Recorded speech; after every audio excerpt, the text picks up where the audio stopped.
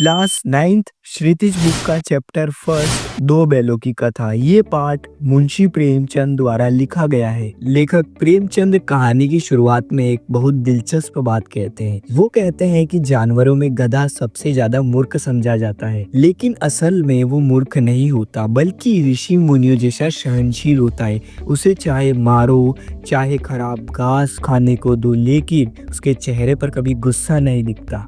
प्रेमचंद कहते हैं कि इतना सीधापन संसार के लिए अच्छा नहीं है। फिर वो आते हैं बैलों पर, जिन्हें गधे का छोटा भाई भी कहा गया है। बैल भी सीधे होते हैं, लेकिन वो गधे जैसे बिल्कुल चुप नहीं रहते। जब उन्हें परेशान किया जाता है तो वो अपना गुस्सा भी दिखाते हैं। यहीं से शुरू होती है हीरा और मोती की कहानी है दो बैलों की। हीरा और मोती ये दोनों एक दूसरे को अपने भाई की तरह मानते हैं और इनका मालिक है जिसका नाम है जूरी। जूरी भी उन्हें बहुत प्यार करता है और उन्हें अपने बच्चों की तरह मानता है, और हीरा और मोती भी जूरी से इतना ही प्रेम करते हैं। एक बार जूरी ने उन्हें अपने साले गया के साथ ससुराल भेज दिया। बैलों को लगा कि उन्हें बेच दिया गया है, इसलिए उन्होंने रास्ते में गया को खूब परेशान किया। रात को जब गया ने उन्हें बांधा तो दोनों गुस्से में अपनी रस्सियां तोड़कर सुबह होते होते वापस अपने मालिक जूरी के पास आ गए। उन्हें देखकर खुश हुआ, पर उसकी पत्नी उन पर भड़क गई और उन्हें नमक हराम कह दिया,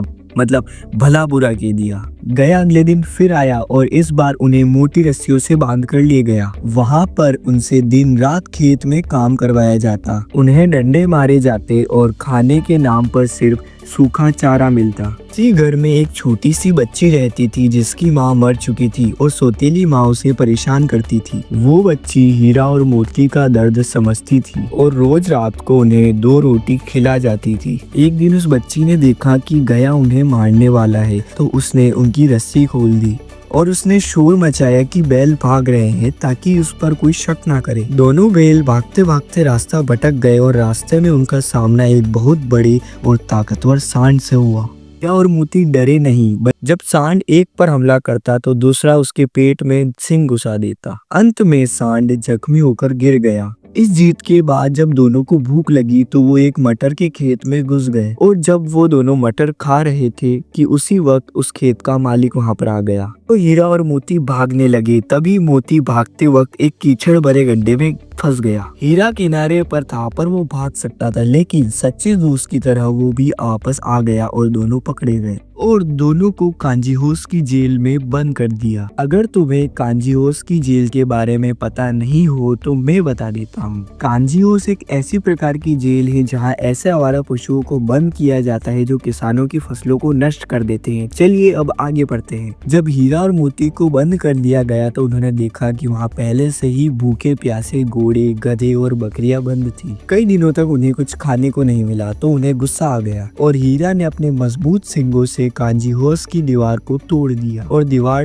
टूटते ही सारे जानवर भाग गए। लेकिन हीरा मजबूत रस्सियों से बंधा हुआ था। मोती ने उसे छोड़कर जाने से मना कर दिया और दोनों वहीं रुक गए। सुबह होने पर जब कांजीहोस के रखवाले आए तो उन्होंने हीरा और मोती को खूब पीटा। फिर उन्होंने दोनों को नीलामी कर दी और उन्हें एक कसाई को सेल कर दिया।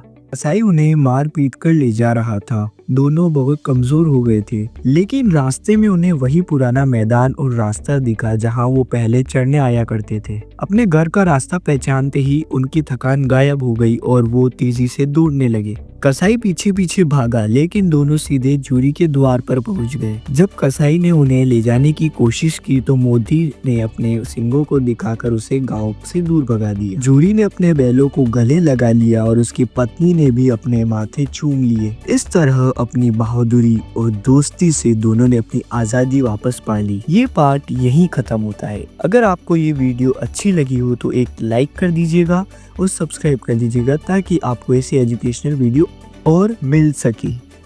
तो मैं आपसे विदा लेता हूँ।